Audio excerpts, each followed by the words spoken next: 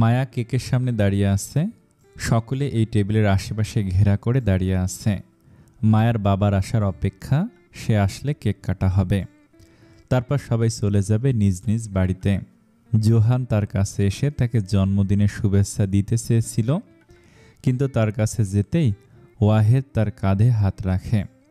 Johann পিছনে তাকানো তাকে বলে, হ্যালো মিস্টার জোহান, আমরা কি 2 মিনিট কথা বলতে পারি?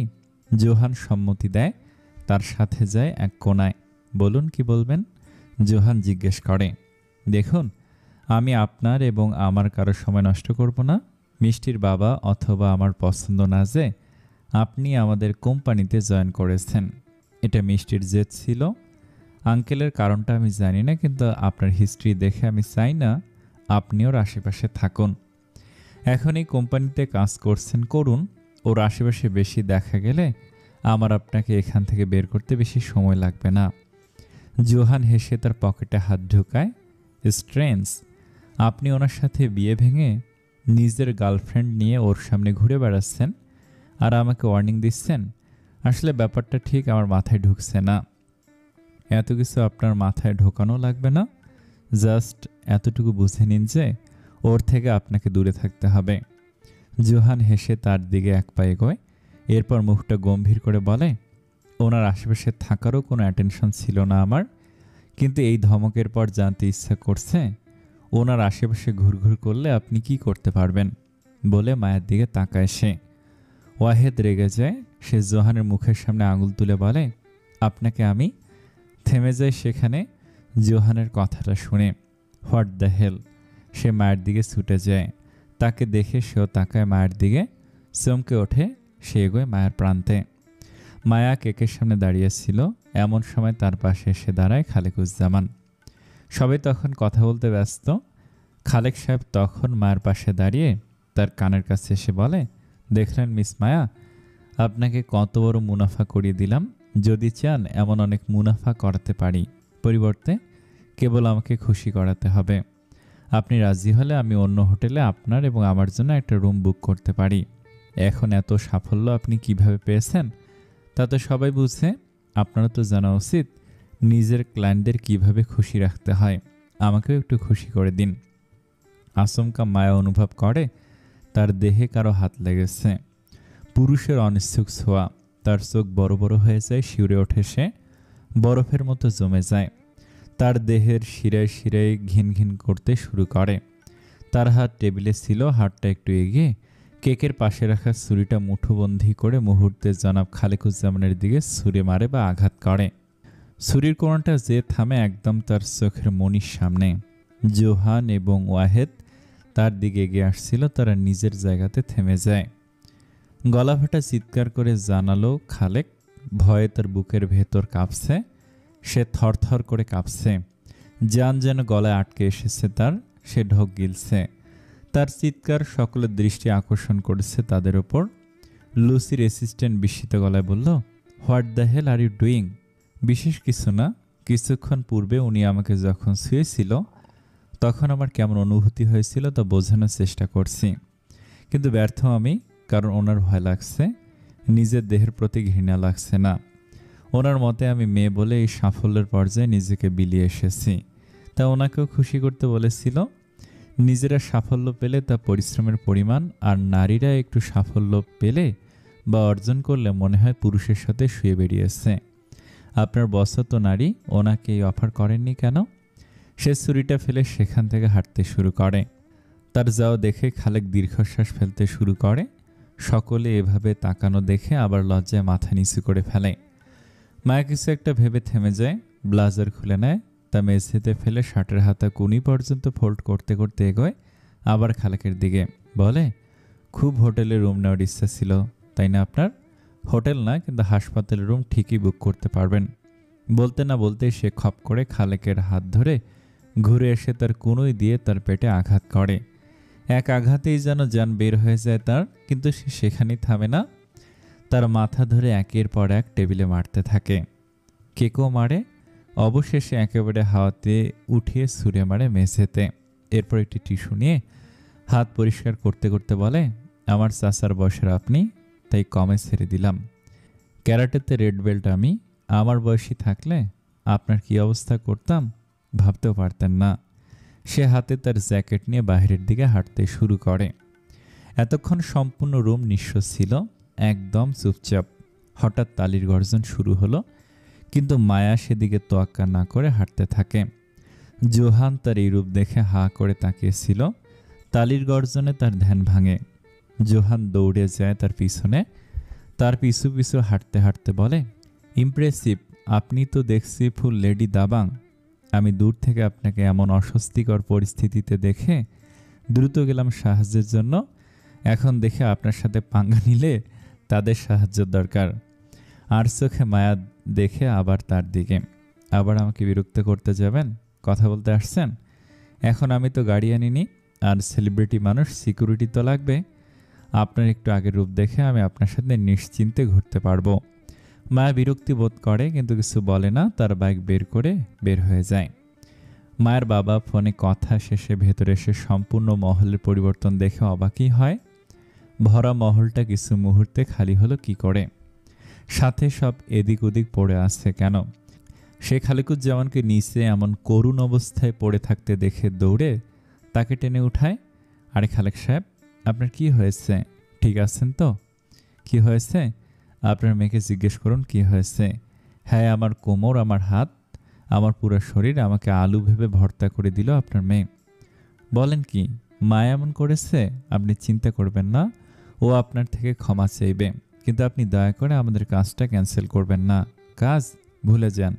এই জীবনে আর আমাদের একসাথে কোনো কাজ হবে না। অন্য কোনো কোম্পানির সাথেও কাজ হতে দেব না।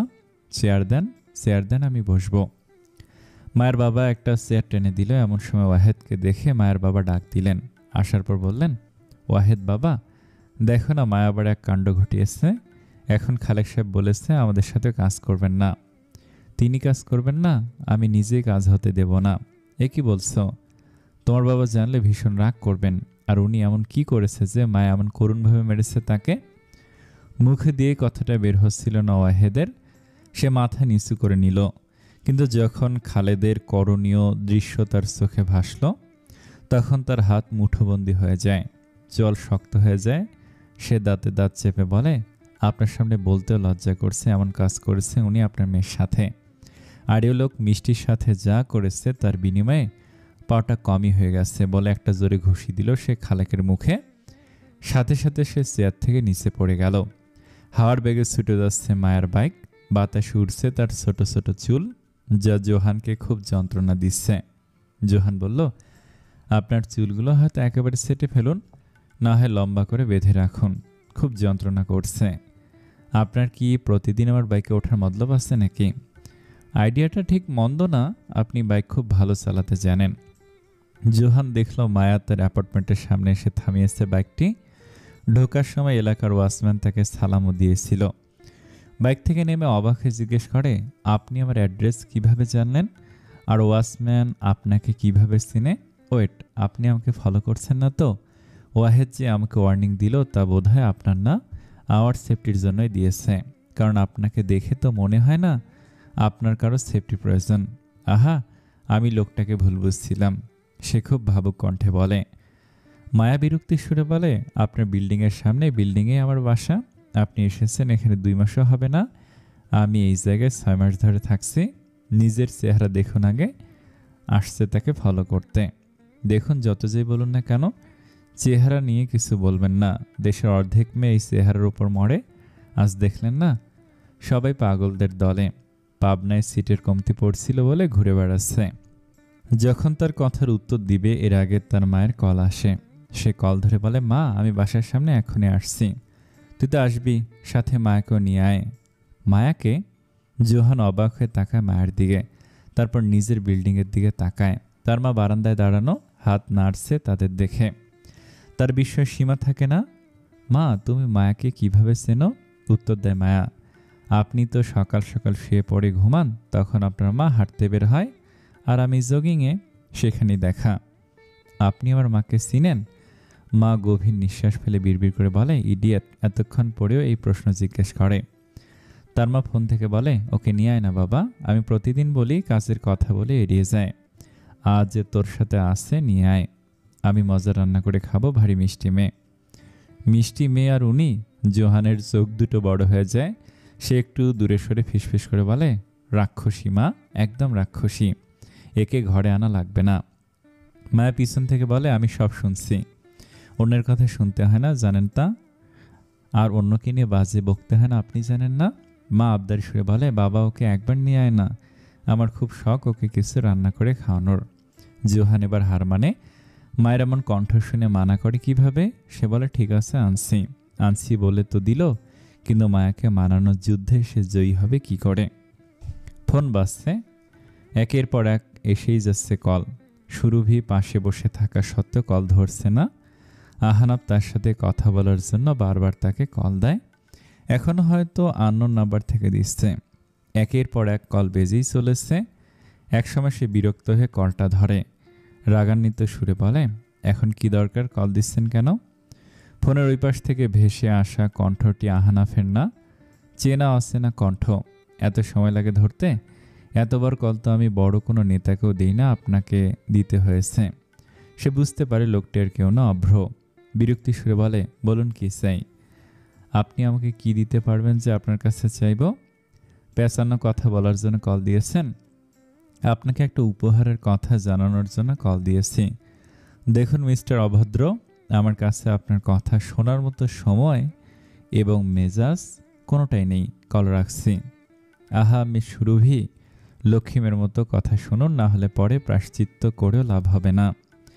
সুরভি ফোন রাখতে যেও এই কথাটা শুনে থেমে যায়।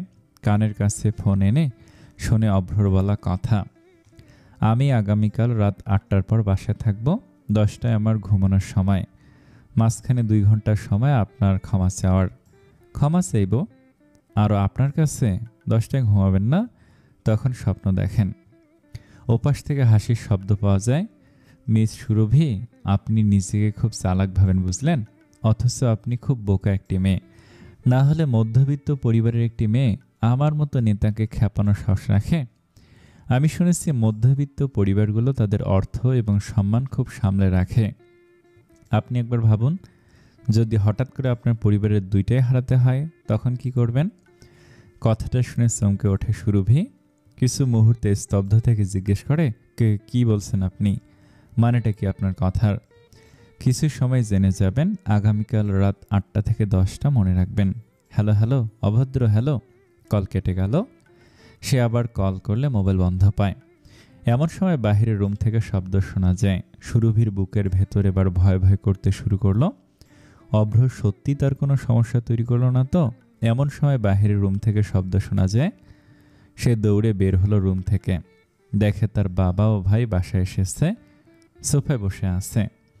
এমন সময় তো তাদের বাসায় আসার কথা না, তাদের মুখটা চিন্তিত দেখাচ্ছে। তার ভাবি ও মায়ের মুখেও চিন্তার ছাপ। সুরভি জিজ্ঞেস করলো, সবাইকে এমন চিন্তিত দেখাচ্ছে কেন? কি হয়েছে? তার বাবা দীর্ঘ নিঃশ্বাস ফেলেন। সব শেষ রে মা, সব শেষ। তার কণ্ঠে হতাশা স্পষ্ট। তার বাবার এমন কণ্ঠ শুনেনি সে আগে। সুরভি, সব শেষ মানে? কি সব শেষ? কি হয়েছে? তাই তার বুকে ভয়ের তীব্রতা আরও বাড়ল। বুকের ভেতর ভয় ধকধক করতে শুরু করলো। সে সময় তার ভাই বলল, বাবা চিন্তা করো না, কিছু হবে না। এখন তো ল্যাব থেকে রেজাল্ট আসেনি, আর তুমি আর্থিক দিক থেকে একেবারে চিন্তা করো না। আমি জোহানের অ্যালবাম রিলিজ হওয়ার পরই বেতন পাবো। সুরভিরও তো চাকরি আছে, তুমি চিন্তা করো না। সুরভি তার চাকরি ছেড়ে এসেছে, ব্যাপারটা ঘরে জানায়নি এখনও। এই মুহূর্তে জানানোটা উচিত মনে হচ্ছে না। সে জিজ্ঞেস করে, কি হয়েছে? কেউ খুলে বলবে? তার ভাই জানায়, আজ আমাদের হোটেলে খাবারের ইন্সপেকশনের জন্য কিছু সরকারি লোক এসেছিল। কে নাকি রিপোর্ট করেছে বিরিয়ানিতে যে জর্দার রং ব্যবহার করা হয় তার পরিবর্তে নাকি ক্ষতিকারক কেমিক্যাল ব্যবহার করা হয়। তারা এসে কত কিছু করে হোটেল বন্ধ করে দিল। ল্যাব টেস্ট না হওয়া পর্যন্ত হোটেল খুলবে না। যে প্যাকেট তারা নিয়েছে সেটা আমরা ব্যবহার করি না। জর্দার রঙের প্যাকেট হলেও সেটা আমরা ব্যবহার করি না।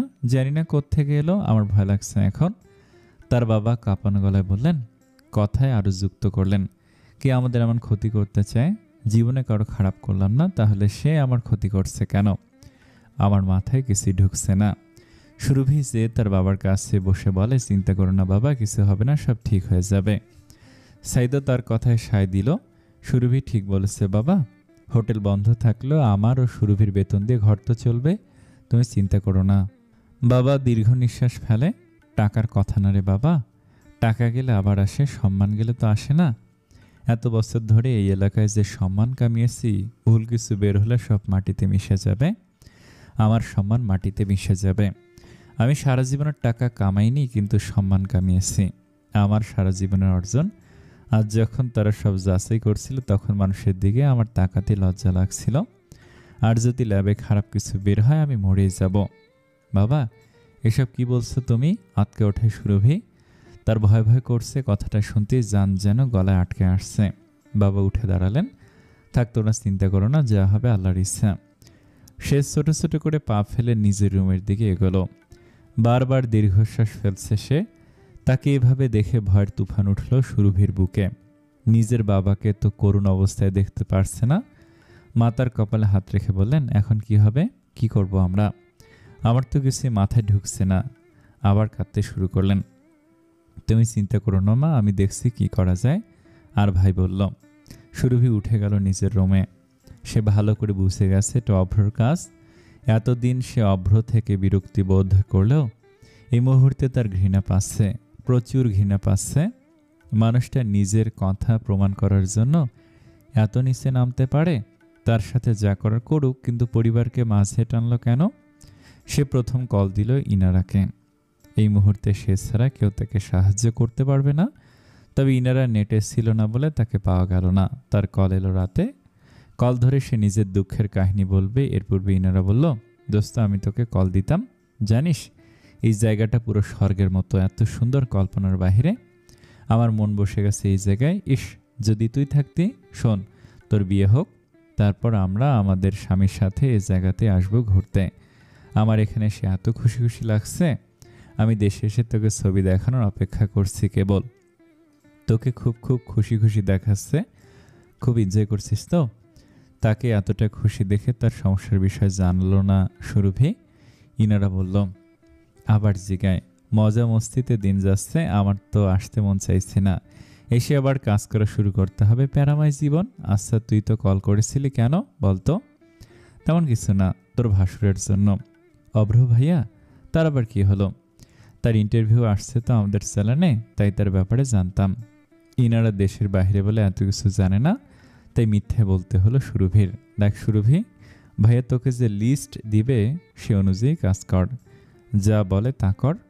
মাতব্বরি দেখে একটা কাজে এদিক ওদিক করবি না। আমি তাকে ভালো করে চিনিও না, তবুও তার পাওয়ার সম্পর্কে জানি। ভাই আমার সামনে একদিনের মাঝে একজনকে জেলে পৌঁছে দিয়েছিল। ইন্ডাস্ট্রির এত পাওয়ারফুল একজনকে, ভাইয়ার ক্ষমতা এবং বুদ্ধি দুটোই আছে, এ দুটোর মিশ্রণ অনেক খারাপ। সভ্য ভাইয়াও তার বাধা দেবার ক্ষমতা রাখে না। সভ্য দাদাজান নিজেই তাকে থামাতে পারে না। ভাইয়ার আসলে ইমোশনাল অ্যাটাচমেন্ট নেই কারোর সাথে। সুরভি দীর্ঘ নিঃশ্বাস ফেলে বলল, এমন ব্যক্তির কাছে আর কি আশা করতে পারি? আচ্ছা তাহলে তুই যা, দুলাভাই অপেক্ষা করছে তোর জন্য। কাল রাতের ফ্লাইটে রওনা দেব জানেমান, কিছু সময়ই এসে পড়ব, আরও 2 দিন থাকতাম। কিন্তু মা কল করে জানালো অভ্র ভাইয়া এঙ্গেজমেন্টের জন্য তাড়াহুড়ো করছে, এই শুক্রবারই এঙ্গেজমেন্ট, এসে সব কাজ করতে হবে। আর শোন, তোরও কিন্তু আসতে হবে এঙ্গেজমেন্টে। দেখি দোস্ত, না দেখি বললে হবে না, তুই আমার বেস্ট ফ্রেন্ড, তোর আসতেই হবে। এখন রাখলাম। ওই অসভ্য বেটা আমাকে ডাকে শুধু। সে কল কেটে দেয়। সুরভি পরে যন্ত্রণায়, সে কি করবে বুঝতে পারে না। একদিকে তার আত্মসম্মান, অন্যদিকে তার পরিবার। অস্থিরতা বাড়তে থাকে, মাথা ব্যথা ধরে যায়, রাত কাটে। সে বসে থাকে বিছানার কোণায়, সারা রাত মাথা ভনভন করতে করতে বিভিন্ন চিন্তাধারা। জোহান খুব আকুতি করে রাজি করায় মায়াকে তাদের বাসায় যেতে। মায়া তো যেতে রাজি হচ্ছিল না, কিন্তু জোহান এখন তার নিজের মাকে কোনো প্রকার দুঃখ দিতে চায় না। দুঃখ চিন্তা তার পাশে ঘেঁষতে দিতে চায় না। এত বছর তার বাবার জন্য অনেক কিছু সহ্য করেছে, আর না, সে এখন তার মাকে পৃথিবীর ছোট্ট বড় সব সুখ দিতে চায়, সব।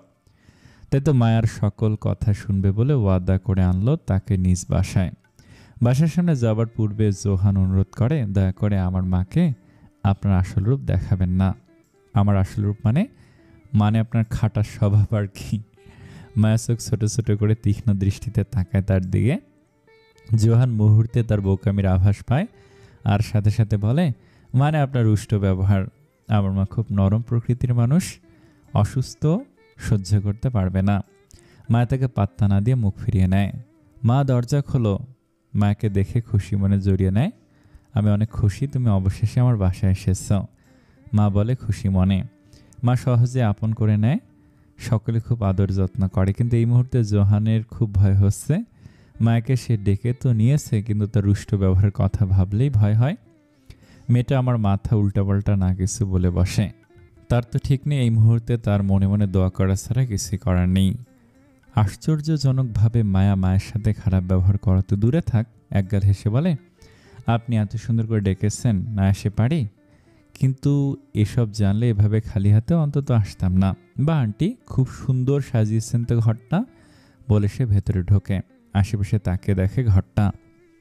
এদিকে জোহান দরজাতেই দাঁড়িয়ে হা করে তাকিয়ে আছে মায়ের দিকে। সে নিজেকে সিমটি খাটল। সে কি স্বপ্ন দেখছে? এটা মায়া? আসলে মায়া চৌধুরী।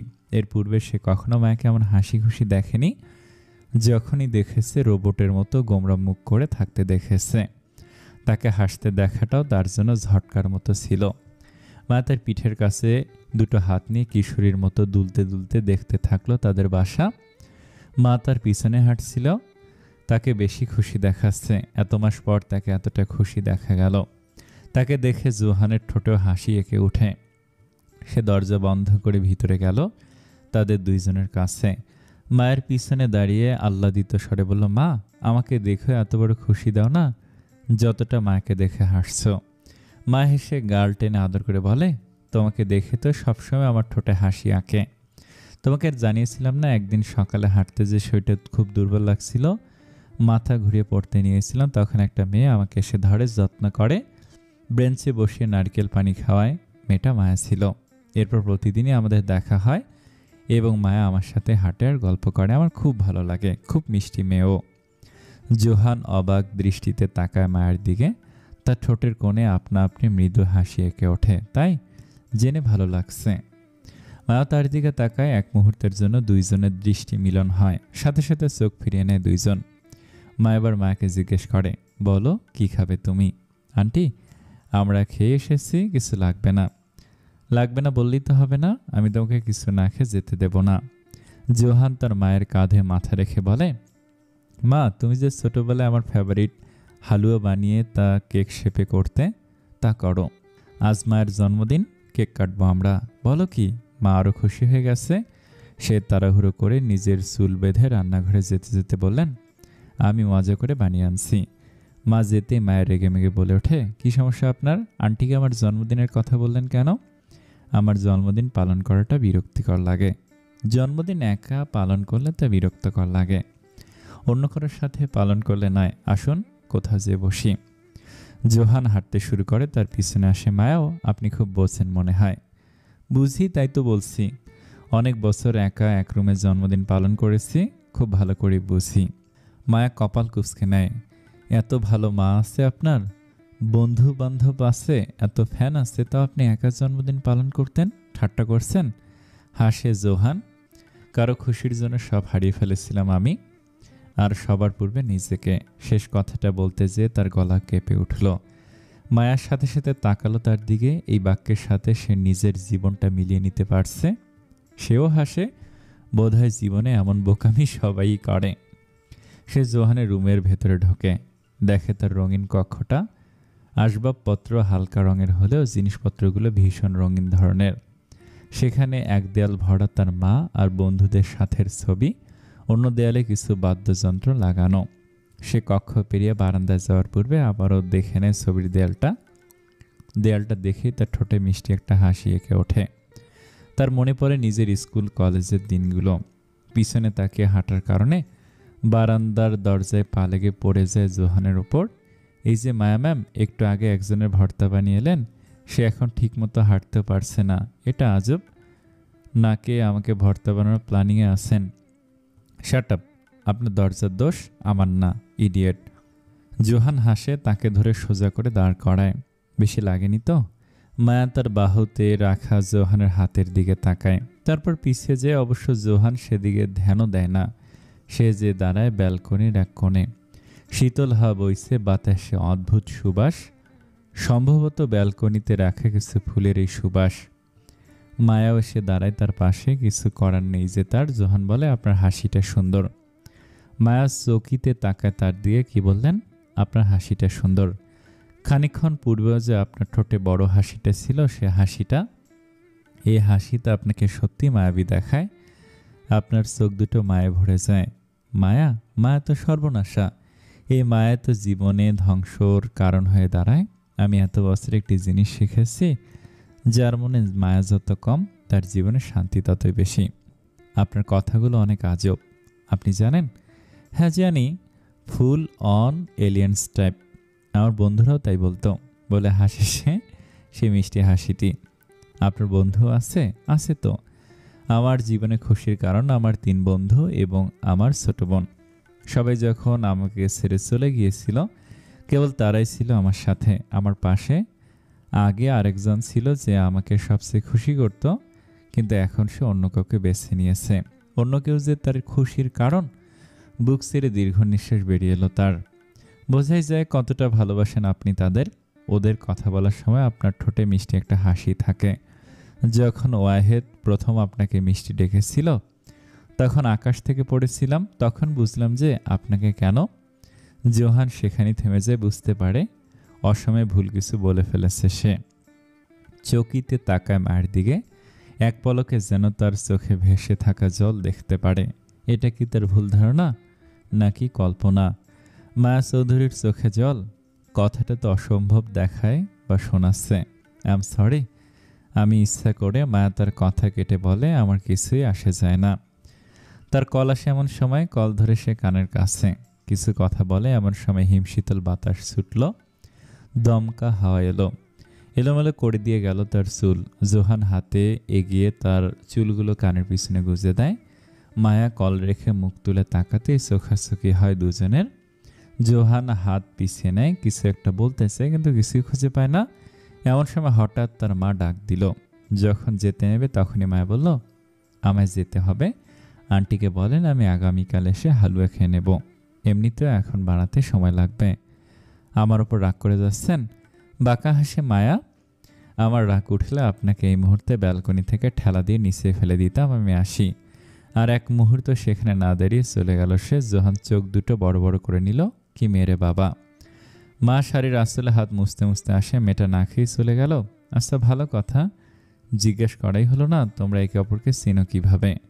ওই একটা রাক্ষসী বসের কথা বলেছিলাম না, এটাই সে বস। সারাটা ক্ষণ ক্যাস ক্যাস করতে থাকে।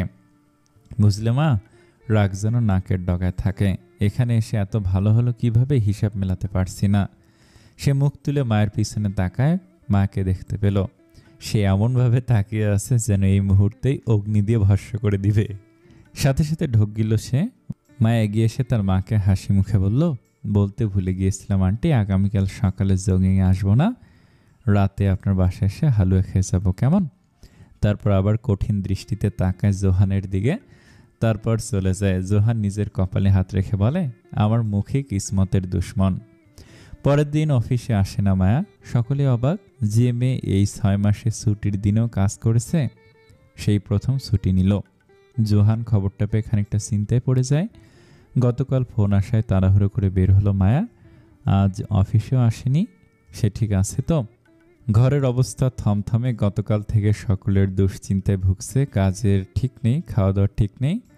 মা খানিকটা অসুস্থ হয়ে বিছানায় পড়েছে। ঘড়ির কাঁটাও যেন আসতে নড়ছে আজ। সুরভি বারবার ঘড়ির দিকে তাকাচ্ছিল এবং কিছু চিন্তা করছিল। ঘড়িতে তখন 8:30 বাজে।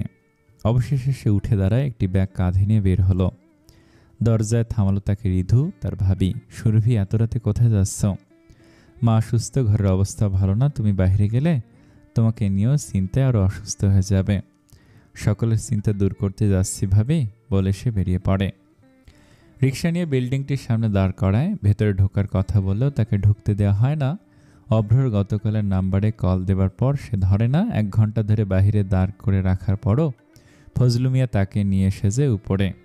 সে দেখে অভ্র ড্রয়িং রুমে বসে পায়ের উপর পা তুলে আয়েসে বই পড়ছিল।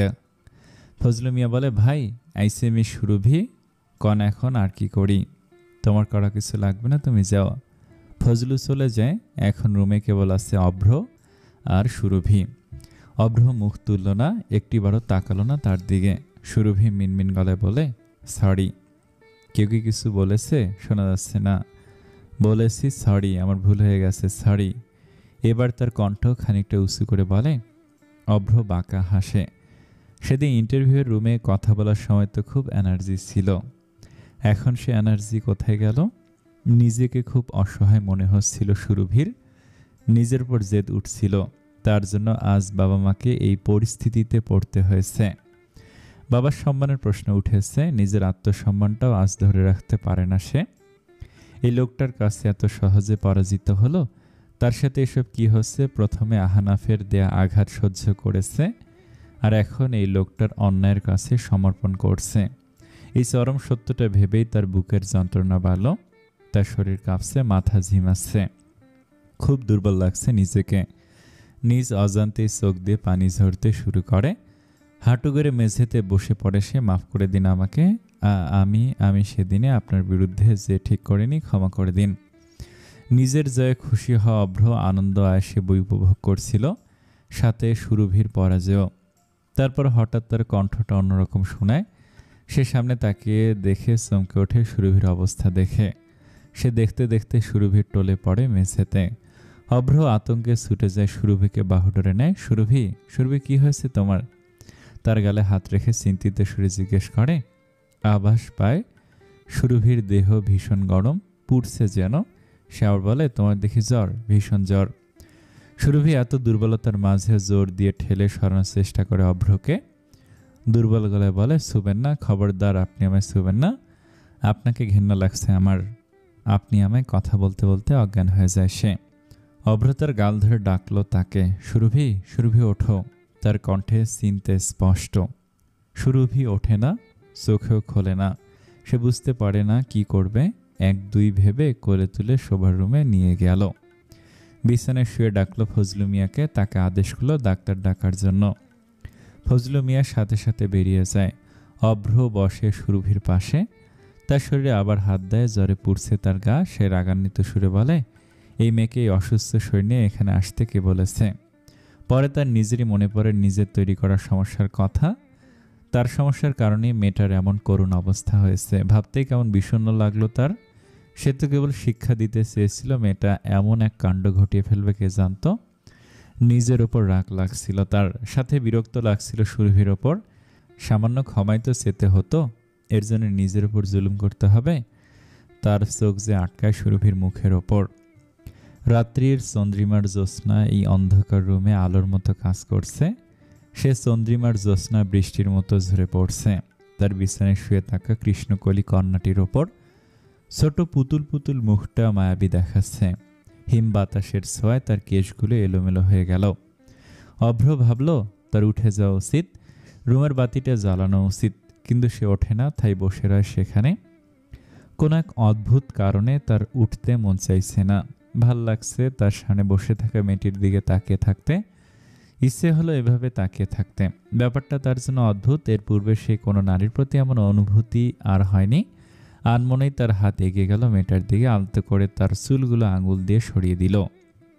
তখনই নড়ে উঠল সুরভি। ধীরে চোখ খুলে গেল। চোখ খুলতে মৃদু আলোয় কারো চেহারার দর্শন হলো। তবে পুরুষটাকে চিনতে সময় লাগলো না তার। তার হাতের উষ্ণ স্পর্শ অনুভব করলো তার মুখখানার ওপর। কেঁপে ওঠে সে, ঘাবড়ে যায়, লাফ দিয়ে উঠে বসে। ঘাবড়ে তাকায় চারদিক। বেডরুমে শুয়ে আছে সে। বাতি বন্ধ। এই ঘুটঘুটে আধারে কেবল চাঁদের আলো সহায়। সুরভি আতঙ্কিত হয়ে পিছিয়ে যায়। আপনি কি করছেন আমার সাথে? আর আমি এখানে কি কেন? আর আমাকে বেডরুমে নিয়ে এসেছেন কেন? কি মতলব আপনার? এই যে মিস কাকা, তোমার কাকা করা বন্ধ করো। কান ধরিয়ে দিয়েছ। তুমি অজ্ঞান হয়ে পড়ে গিয়েছিলে বলে তোমাকে কোলে করে তুলে আনলাম, আর আমার উপর অহেতুক আরোপ করছো। অভ্র বলল বিরক্তি সুরে। আরও যোগ করল, তোমার ওপর আমার বিন্দুমাত্র ইন্টারেস্ট নেই, সো নিজেকে গুরুত্ব দেওয়া বন্ধ করো। সুরভি নিজেকে সংযত করে বলে, দেখুন, আপনার মুখ দেখারও আমার বিন্দুমাত্র শখ নেই। আমি কেবল আপনাকে অনুরোধ করতে এসেছি যে আমার ওপরের ক্ষোভ আমার পরিবারের ওপর বের করবেন না। আমার বাবা মাকে আমি কষ্টে দেখতে পারি না। দয়া করে তাদের এসবের মাঝখানে আনবেন না। আমি আপনার কাছে ক্ষমা চেয়েছি। আপনি যা বলেছেন তা করেছি। প্লিজ এবার এসব ঝামেলা ঠিক করুন। আমার বাবার সম্মানের প্রশ্ন। প্রথমে একটা কথা বলো, তুমি অজ্ঞান হয়ে গেছে, তোমার গা জ্বরে পুড়ে যাচ্ছে, নিজের খেয়াল রাখতে পারো না। সবই আপনার আর আহনাফের মেহেরবানি। আপনাদের দুইজনের জন্য আমার জীবন জাহান্নাম হয়ে গেছে। অভ্র খানিকটা চুপ হয়ে যায়। সে বুঝতে পারছে তার রাগের কারণে সুরভির অনেক কিছু সহ্য করতে হয়েছে। সে সুরভিকে অসহায় দেখতে চেয়েছিল, এমন অসুস্থ নয়। পরক্ষণেই তার ধ্যান ভেঙে যায় সুরভির কথায়। ওয়েট, কি বললে তুমি? আহনাফ এসবের মাঝ দিয়ে কীভাবে এলো? সুরভি কথাটা বলে নিজে বেকুব হয়ে যায়। অভ্রর সামনে আহনাফের কথাটা বলা মনে হয় না ঠিক হয়েছে। অভ্রের সামনে সে নিজেকে আর অসহায় বা বোকা দেখাতে চায় না। কি বলবে সে? যে 2 বছর ধরে সে জানতো আহনাফের মনে কোথাও না কোথাও তার অতীতের প্রেমিকা আছে, আর তবুও তার সাথে থেকেছে। শেষ পরিণাম হিসেবে পেয়েছে তো বিশ্বাসঘাতকতা। সুরভি মুখ ফিরিয়ে নেয়। কাঁপানো গলা সুর তার কিছু না। আপনার অনুমতি হলে আমি যেতে পারি। শেষ বাক্যতে খোঁচা মারাটা স্পষ্ট ছিল। অভ্র বাঁকা হাসে। অনুরোধও ঠেস মেরে করছো, ইন্টারেস্টিং। কিন্তু সে সুরভির দিকে ঝুঁকে মুখোমুখি হয়ে বলে, অনুরোধ গ্রাহ্য করা হলো না। অভ্রকে কাছে আসতে দেখে সুরভি ঘাবড়ে পিছিয়ে যায়। জানালা দিয়ে ঝলকে আসা জ্যোৎস্নার দৃষ্টিতে দৃষ্টি মিলনের মধুর মুহূর্ত আসে। এতটা কাছ থেকে অভ্রকে দেখে নিঃশ্বাস ফেলতে ভুলে যায় সে। তার গালে উষ্ণ অনুভূতি হয়। সে কি লজ্জা পাচ্ছে? না, অসম্ভব। নিশ্চিত জ্বরের পার্শ্ব প্রতিক্রিয়া। সাথে সাথে সে দৃষ্টি মিলনের সুতো কাটে, চোখ ফিরিয়ে নেয়। অভ্র উঠে দাঁড়ায়, বলে, ফজলু ডাক্তার আনতে গেছে, উনি আসুক, তুমি রেস্ট নাও, তারপর ওকে বলবো বাসায় দিয়ে আসতে। আপনি আগে থেকে অনেক মেহেরবানি করেছেন, দয়া করে কেবল আমার বাবার সম্মানটা তাকে ফিরিয়ে দিবেন, এতটুকুই যথেষ্ট হবে। বলে সে উঠতে নেয় রওনা দেবার জন্য। তখন অভ্র বলে, আমার কথা অমান্য করার চেষ্টা করবে না। তুমি জানো আমি কি করতে পারি। আবারও হুমকি দিচ্ছেন? না, ওয়ার্নিং দিচ্ছি। লক্ষ্মীমের মতো আমার কথা শুনলে সব ঠিক হয়ে যাবে, না হয় বাকিটা বুঝে নাও। সুরভি আসলে বসে নেয়। এই মুহূর্তে অভ্রের সাথে দ্বন্দ্বে জড়িয়ে নিজের পরিবারকে সমস্যায় সে রাখতে চায় না। আর পরিবারের জন্য আজ এসে নিজের আত্মসম্মানকে পাশে রেখে অভ্রর কাছে ক্ষমা চেয়েছে। যে মেয়ের কাছে নিজের আত্মসম্মান তা সবচেয়ে বেশি গুরুত্বপূর্ণ ছিল, তা আজ হেরে গেছে এমন এক লোকের সামনে। অভ্র কক্ষের বাতি জ্বালায়। আলোয় ছড়িয়ে যায় চারপাশ। তার কক্ষটা বেশ সাধারণ। সাদা রঙের আসবাবপত্র আর হালকা সাধারণ শোপিস দিয়ে সাজানো। তবে বিছানার সামনে দেয়ালেই লাগানো বিশাল এক ফটো ফ্রেম। ছবিতে অভ্র সহ আরও 2 জন রয়েছে, একটি ছেলে ও একটি মেয়ে। কিশোর বয়সে দেখাচ্ছে তাদের। ছেলেটিকে দেখে সে অবাক হয়, চেনা চেনা লাগে তার। নক্ষত্র না উনি? বিস্মিত সুরে জিজ্ঞেস করে সুরভি। সে আপনার বন্ধু? এত ভালো মানুষ আপনার বন্ধু কিভাবে হতে পারে? বিশ্বাস করাটা কষ্টসাধ্য। স্কুলে থাকতে ওয়েবসাইটে তার অনেক ডকুমেন্টারি পড়েছি। অনেক ভালো লিখতেন, অনেক শিক্ষা পাবার মতো ডকুমেন্টারি দিতেন চিত্রের সাথে। সে ডকুমেন্টারির সাথে মেলানো চিত্র। একটা কন্টেস্টে জয়ী হওয়ার পর আমার সাথে আলাদাভাবে মেসেজিংও হয়েছিল। সে অনেক সুইট, আমার সাথে দেখা করতে এসেছিলেন। মানুষটা অনেক ভালো, বিশ্বাস করা মুশকিল যে উনি আপনার বন্ধু। তার কথায় অভ্রর মাঝে বিশেষ কোনো প্রভাব পড়েছে বলে সন্দেহ। সে পিছনে ফিরে সুরভিকে বলে, তোমার না জ্বর? জ্বরের মধ্যে এত পটর পটর কীভাবে করো তুমি? আর একটা কথার উত্তর দাও তো, একদিনে এত কিভাবে অবস্থা খারাপ করলে নিজের? আপনাকে ব্যক্তিগত জীবনের তথ্য দেবার জন্য আমি বাধ্য নই। ও, তোমার এমন মনে হয়? অভ্র আবার এগিয়ে আসে সুরভির দিকে। তার দিকে ঝুঁকে তাচ্ছিল্য হেসে বলে, ভুল মনে হচ্ছে তোমার। তোমার উপর কেন যেন বেশি রাখতে পারি না, তাই বেশ সহজে তোমাকে ছেড়ে দিয়েছি। এই দেখো, তোমার এক কথায় তোমার বাবার হোটেলের সমস্যার সমাধানের কথা বলেছি। লক্ষ্মীমের মতো আমার কথা শুনলে তোমার কোনো সমস্যাই হবে না, বুঝেছ? সে সুরভির জ্বরের মাত্রা বোঝার জন্য তার মাথায় হাত রাখে, কিন্তু সুরভি বিরক্তি নিয়ে তার হাত সরিয়ে দেয়। অভ্র আবার বাঁকা হাসে। ইন্টারেস্টিং। এত কিছু হলো, তোমার তেজ কমলো না। এত জেদি কেন তুমি? ছোটবেলার সমস্যা। যাদের ভালোবাসি তাদের জন্য নিজের জীবন দিতে পারি, আর যাদের ঘৃণা করি তাদের মন থেকে করি। আর আমাকে ঘৃণা করো? আপনি যা করেছেন তারপর কি মনে হয় আপনার? আসলে ভালোই হলো, অন্তত ঘৃণার সম্পর্কটা আছে আমাদের মাঝে। সুরভির বিরক্তির সীমা বাড়ে, সে মুখ ঘুরিয়ে নেয়। এখান থেকে নড়বে না। যদি আমার কথা মতো চলো তাহলে তোমার সামনে সব ঠিক করে দেবো আমি। কেবল যদি আমার কথা মেনে চলো। অভ্র সেখান থেকেই চলে যায় কিছু মিনিটের জন্য। ফেরত আসে সুপের বাটি সহ। গরম সুপের বাটি সুরভির সামনে এগিয়ে দিয়ে বলে, খেয়ে নাও, ভালো লাগবে, শক্তিও লাগবে, সাথে জ্বরও কমবে। দেখুন মিস্টার অভদ্র, আপনার হাতের অমৃতও আমি না খাই, কে জানে বিষ মিশিয়ে দিলেন নাকি। অভ্র চোখ রাঙিয়ে তাকায় তার দিকে। তুমি অতিরিক্ত তেরা মানুষ, সাথে বোকাও, তাই প্রতি কথায় কথায় তোমাকে হুমকি দিতে হয়। আমাকে একটু তো ব্রেক দাও। এখন চুপচাপ লক্ষ্মীমের মতো স্যুপ খেয়ে নাও।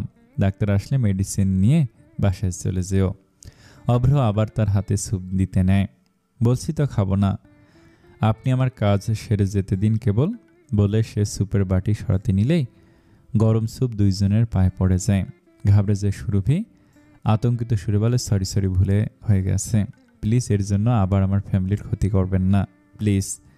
তাকে এমন ঘাবড়াতে দেখে কেন যেন তার ভালো লাগে না। সে স্যুপের বাটিটা পাশের টেবিলে রেখে আলমারি থেকে ফার্স্ট এড বক্স নিয়ে আসে, এসে বসে সুরভির সামনে। তার হাতটা ছুঁতে সুরভি আটকে ওঠে, সাথে সাথে হাত সরিয়ে নেয়। কিন্তু অভ্র কম নয়, সে চোখ রাঙিয়ে তাকায় সুরভির দিকে, জোর করে তার হাত ধরে মলম লাগিয়ে দিতে থাকে। সুরভি হাত পোড়ায় ব্যথায় কান্না চলে আসে। সে চোখ বন্ধ করে চেপে ধরে। এই পীড়ার মাঝে হঠাৎ উষ্ণ ছোঁয়া পায় তার হাতে, আঙ্গুলে আঙুল ছোঁয়ালো। অপ্রত্যাশিতভাবে তার বুকের ভেতর ধক করে ওঠে। সে চোখ খুলে তাকায়। অভ্রর ছোঁয়ায় তার এমন অনুভূতি হয়েছে ভাবতেও নিজের উপর রাগ ওঠে। সে হাত পিছিয়ে নেয়, কিন্তু অভ্র মানে না। সে আবারও ধরে সুরভির হাত, শক্ত করে সে কুঁকড়ে যায়। লজ্জায় তার গালে লাল আভা ছড়িয়ে যায়। দোষটা সামনে বসা লোকটা মাত্রাধিক আকর্ষণীয় পুরুষ। তার মনে আছে কলেজে প্রথম তার ছবি দেখেছিল খবরের কাগজে। ছবিটা এনেছিল তার এক ক্লাসমেট। পুরো ক্লাস সেই পত্রিকার অংশ নিয়ে টানাটানি। তারও দৃষ্টি আটকায় সে এমন এক সময় পত্রিকার। সকল মেয়েরা তার ছবি দেখে পাগল হয়েছিল। জাতির প্রথম ভালোবাসা হয়েছিল সে সকলে। এমন সুদর্শন পুরুষের দর্শনে সে দৃষ্টি ফেরাতে পারে না, যেন ঘরে ডুবে যায়। আজও সে আকর্ষণ কমেনি এই মুখখানি থেকে। অভ্র চোখ তুলে তাকায়, চোখে চোখ মেলে, হয় অনিচ্ছুক নয়ন বন্ধন। তার সুরমা রঙা চোখখানা তা থেকে যেন চোখ ফেরানো দেয়। তবুও সুরভি চোখ নামিয়ে নেয়। অস্বস্তিকর এক অনুভূতি কাবু করে তাকে। এদিক সেদিক তাকাতে থাকে। আচ্ছা, অভ্র কি তাকে এভাবে তাকিয়ে থাকতে দেখছে? সে কি ভাববে? আপনারও হাতে গরম স্যুপ পড়েছে, আপনি মলম লাগাচ্ছেন না কেন? প্রশ্নটা চিন্তিত শোনালেও সুরভি প্রশ্নটা করে অমনীয়তা বজায় রাখে। অভ্র এক পলক তাকায় তার দিকে। সুরভির হাতে মলম লাগানো শেষে সযত্নে বালিশে রাখে। অনুভূতি শূন্য কণ্ঠে বলে, আমার ব্যথা লাগে না। উত্তরটা বেশ অকপটে ছিল। ব্যথা লাগে না? এ কেমন কথা? ভূত প্রেত নাকি যে ব্যথা লাগে না? মানুষই তো, মানুষের তো সকল অনুভূতি হয়। তার কিছু জিজ্ঞেস করার পূর্বে অভ্র উঠে দাঁড়ায়। তার সামনেই কাউকে কল দিয়ে বলে আগামীকালের মধ্যে তার বাবার হোটেলের সকল সমস্যার সমাধান করতে এবং হোটেলের নামে সুনাম করতে। এর প্রয়োজন ছিল না, সমস্যার সমাধান করলেও ঢের সাহায্য হতো। সে কথা বলার পূর্বে ফজলু মিয়া ডাক্তার নিয়ে হাজির। ডাক্তার তাকে দেখে কিছু ঔষধ দেয়। তারপর অভ্র তাকে ফজলু মিয়ার সাথে বাড়িতে পাঠায়। যে আবার পূর্বে সুরভি আবার এক পলক দেখে সে ছবির দিকে। মাঝখানে অভ্র, আর এক পাশে দাঁড়ানো নক্ষত্র এবং অনুপাশে অচেনা এক সে। নক্ষত্রের ডকুমেন্টারি একসময় খুব জনপ্রিয় ছিল, কিন্তু হঠাৎ সে গায়েব হয়ে যায়। আচ্ছা, কোথায় সে? আর অভ্রর পাশের মেয়েটাকে? আজ অনেকদিন পর স্বামীর সাথে দেখা হয় জোহানের। মায়াকে অফিসে না পেয়ে ফাঁকি দিয়ে এসেছে সে স্বামীর স্টুডিওতে। স্বামী তার কাজিন হয়, সাথে পুরাতন ব্যাচমেটও। তার সাথে গল্প করছিল অনেকদিন পর। আড্ডা জমেছে। পুরাতন দিনে এমন আড্ডা দিত। আজ এই আড্ডায় পুরাতন কত স্মৃতি মনে পড়ে, সাথে নতুন জীবনের দুঃখ কষ্টের কথা বলে। এমন সময় স্বামী নিয়ে জিজ্ঞেস করে, তো ব্রো, নতুন কোম্পানিতে কেমন লাগছে? ধর বলিস না, যান বের করিয়ে দেয় কাজ করাতে করাতে। এই গানের ট্রেনিং নাও, এই নাচের, এই সেই। এত প্র্যাকটিস তো ক্যারিয়ারের শুরুর দিকেও করিনি। বলিস কি? আমি তো ভেবেছি মায়ের কোম্পানিতে সেও তো খুব এনজয় করছিস। ও যে বিন্দাস মেয়ে। বিন্দাস? কিসের বিন্দাস? রাক্ষসী একটা রাক্ষসী, বিশ্বাস করবি না, সবাইরে খাটিয়ে মারে। আমার এই শিডিউল তো ওই করলো। খাটাস একটা। মজা করছিস তুই আমার সাথে? ওর মতো হাসি খুশি ঘুরে বেড়ানো মেয়ে খাটাস? একটা কথা বল, তুই ওকে কীভাবে চিনিস? আরে মেহেদি ছিল না, আমাদের জুনিয়র ট্রেনার ছিল। আমি ওকে অনেক হেল্প করতাম, একসময় ভালো খাতির হয়। ওর ক্যাম্পাসে যে একদিন, তখন মায়ের সাথে দেখা। ওর মতো মেয়ে আমি আর দেখিনি। সবার সাথে কথা বলতো, ঘুরে বেড়াতো। এক জায়গায় ওর পা টিকত না, কারো উদাসীর মুখ দেখলে না চিনলেও তাকে হাসিয়েই ছাড়তো। বিন্দাস ঘুরে বেড়াতো, কারো পড়া করতো না, যেন খোলা আকাশে পাখি ছিল সে। জোহান কিছুটা অবাকই হয় কথাগুলো শুনে। হয়তো স্বামী ভুল কাউকে ভাবছে, মাকে আগে এমন ছিল। সে মায়া এবং এ মায়ার মাঝে জমিন আসমানের পার্থক্য। হঠাৎ তার মনে পড়ে গত রাতের কথা। মায়া কত মিষ্টি এভাবে কথা বলেছিল তার মায়ের সাথে।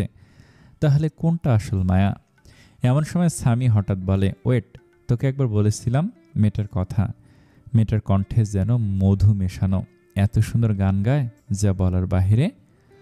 ওর গান একবার শুনলে সে গানের রাজ্যে হারিয়ে যেতে মন চায়, কিছু মুহূর্ত ঘর কাটাতে চায় না। মায়া গান গাইতে পারে? মায়া চৌধুরী?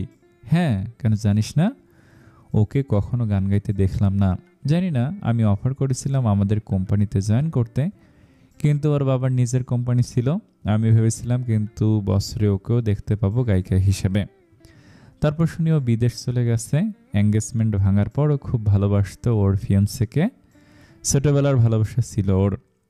মেহেদি বলেছিল পাগল নাকি ছেলে, সে ছেলের জন্য। এঙ্গেজমেন্ট ভাঙার পর ফ্যামিলির সাথে সম্পর্ক খারাপ হয় ওর ফিয়ন্সের বড় ভাইয়ের সাথে ওর বড় বোনের বিয়ে হতো।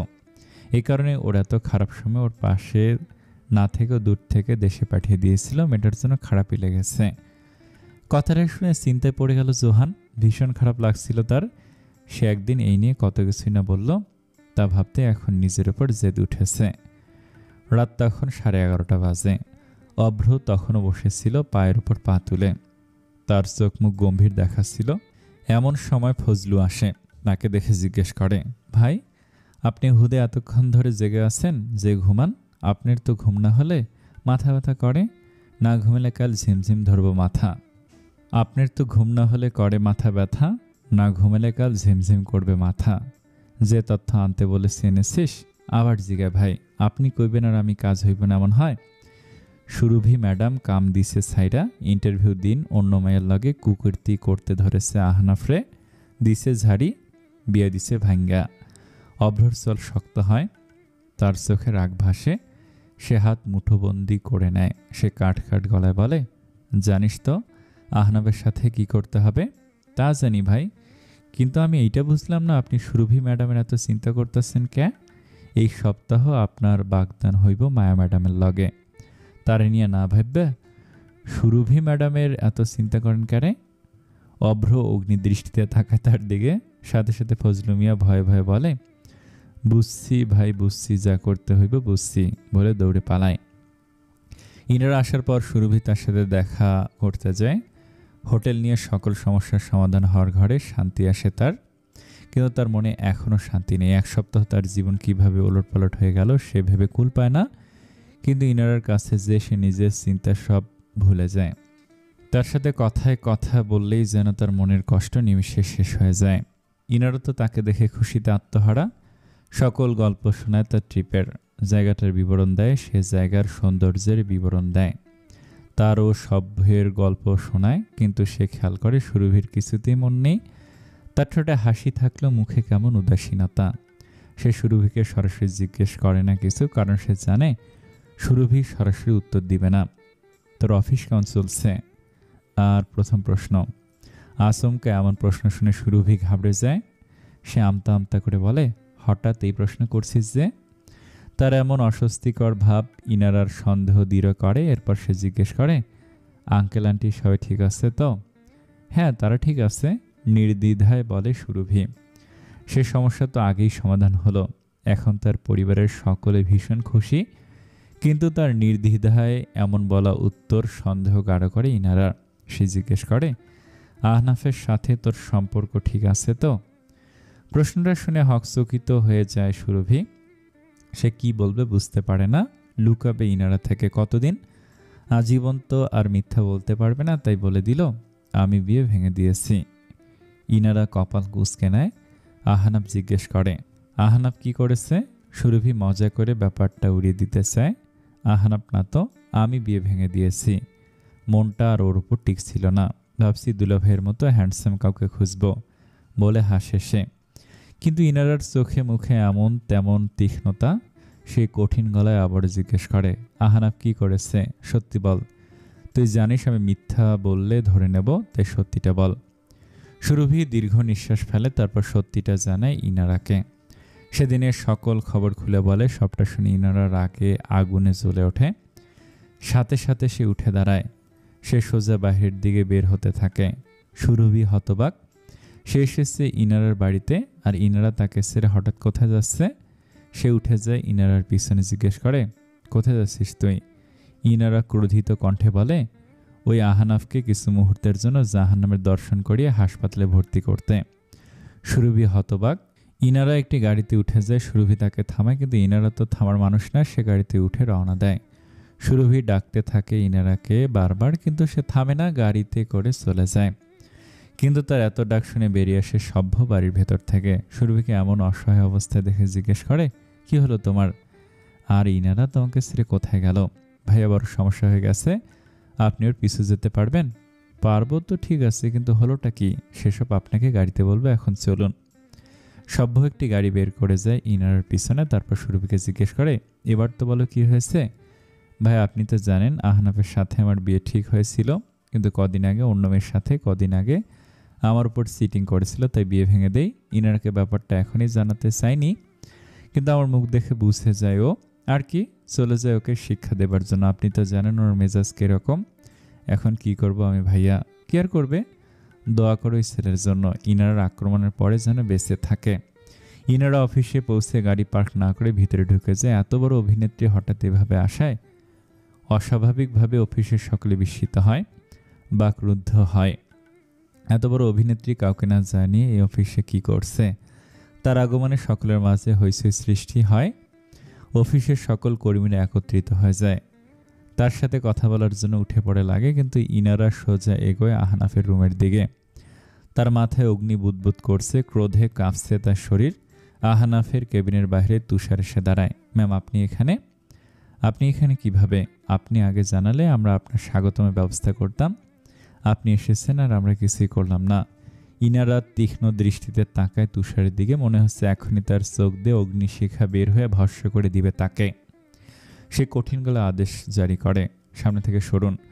তুষার আর কথা বলার সুযোগ পায় না, ভয় সরে যায়। ইনারা দরজা খুলে ভেতরে ঢুকে দেখে আহনাফ কাজ করছে আয়েশে তার চেয়ারে বসে। ইনারাকে দেখে সে উঠে দাঁড়ায়। মিস ইনারা, আপনি এখানে? ইনারা তখনই কোনো উত্তর দেয় না, তার সামনে যেয়ে দাঁড়ায়। শান্ত গলায় বলে, আমি শুনেছি আপনারা সুরভির বিয়ে ভেঙে গেছে। আহনাফকে বিব্রত হতে দেখা যায়। সে আমতা আমতা করে বলে, আসলে ওর সাথে একটু মিসআন্ডারস্ট্যান্ডিং হয়েছে, ভুল বুঝছে ও। ইনারা হেসে মাথা নাড়ায়। ভুল বুঝেছে তাই না বলে এক ঘুষি দেয় তার নাকে। বলেছিলাম না আমার বান্ধবীকে কষ্ট দিলে তোর জীবন হারাম করে দেব শয়তান।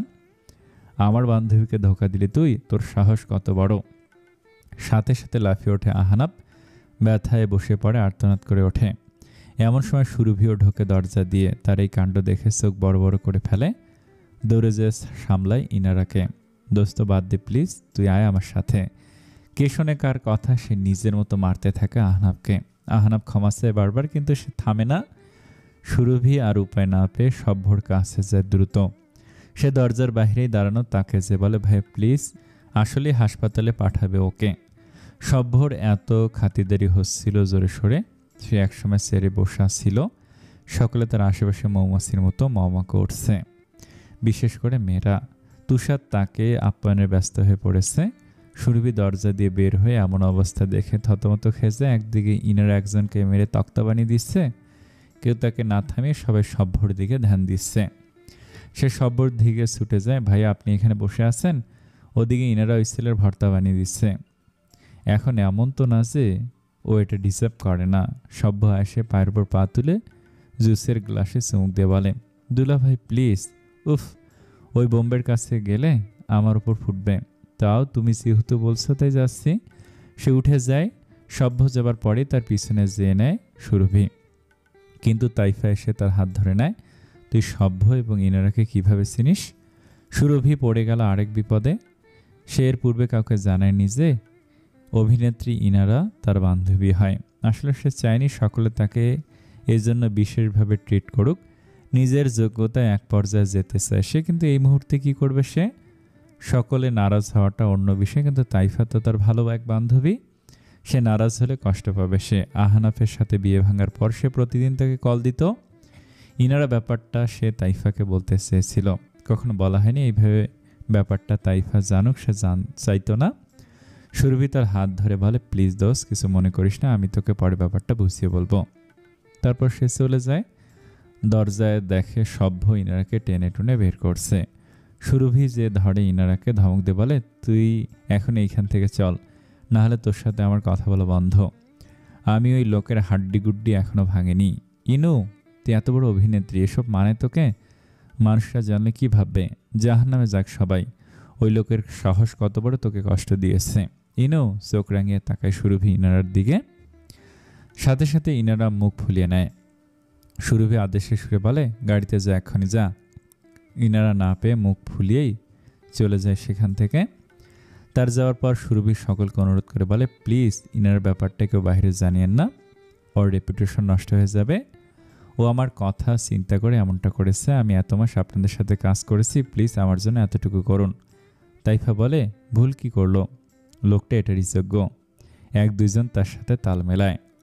সভ্য তুষার সামনে এসে দাঁড়ায়, তার কাঁধে হাত রেখে বলে, ওনাকে একটু হাসপাতাল নিয়ে যান, যা খরচ আসবে আমাকে পাঠিয়ে দিন। একটি কার্ড বের করে বলে, এই নিন আমার নাম্বার।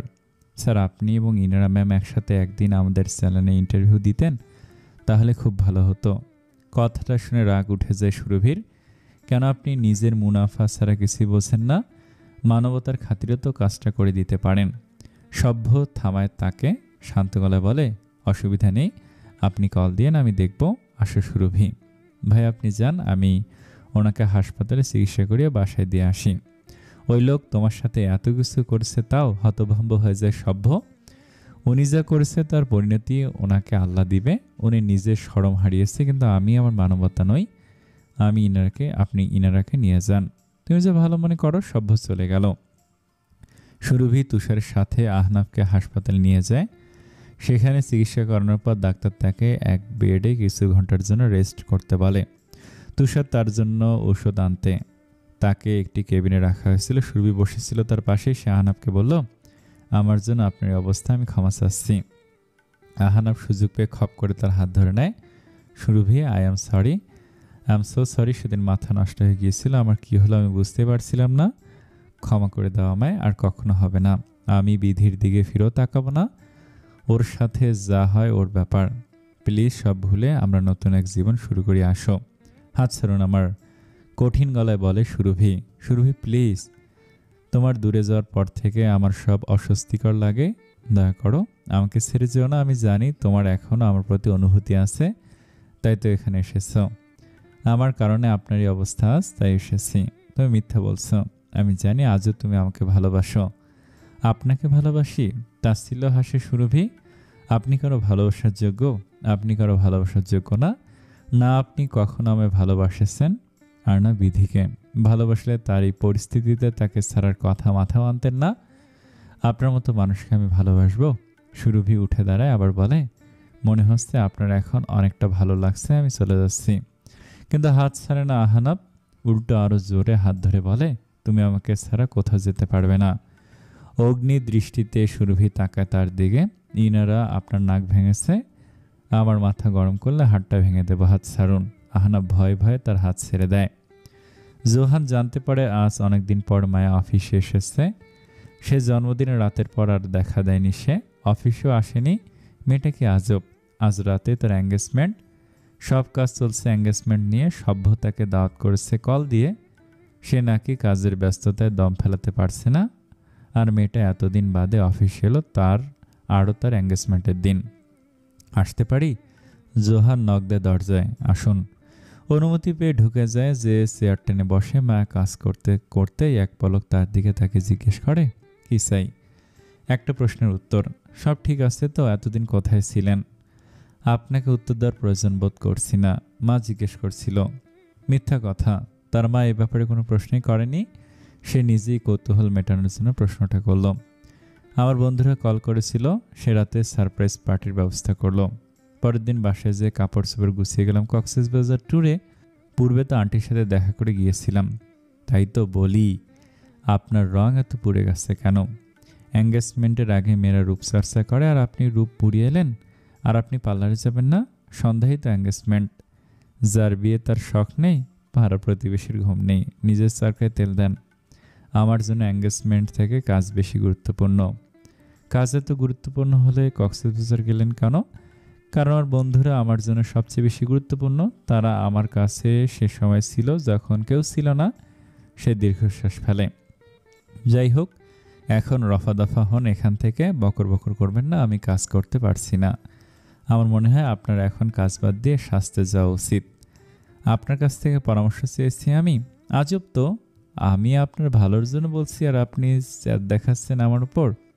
আপনাকে পরামর্শ দিতে বলেছি। লোকেরা ঠিকই বলে আপনি আস্ত এক রাক্ষসী। এত ভালো কথা বললাম, তাও আমার উপর রাগ দেখাচ্ছেন। আর আপনি কি খোক্কস রাজা? আপনার সাথে কথা বলে বৃথা। আপনাকে বলেছি আপনার সাথে কথা বলতে। যত সব। জোহান রাগে বিড়বিড় করে মায়াকে বকে চলে যায়। যাবার পূর্বে দরজা খুলে একবার পিছু ফিরে দেখে মায়াকে। স্বামীর কথা মনে পড়ে, তার দীর্ঘশ্বাস ফেলে। খারাপ লাগতে শুরু করে তার মায়ের প্রতি। এত হাসি খুশি মেয়েটা আজ এই অবস্থা। সে দরজা লাগিয়ে দেয়, বেরিয়ে যায় সেখান থেকে।